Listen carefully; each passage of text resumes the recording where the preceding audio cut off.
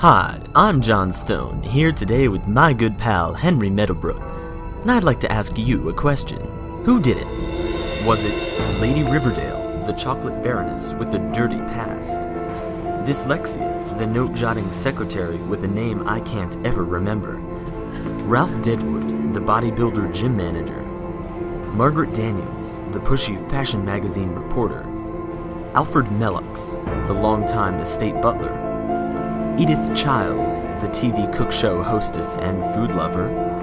Sweet Pea Meadowbrook, the candy-cramming daughter of the deceased? Dick Simmering, the ultra-hyper aerobics instructor? Anne, the drugged-out nurse? Or Ed Parler, the murder mystery playwright? There's only one way to find out. Come see Death by Chocolate at the Catherine Lindgren Theater on October 25th.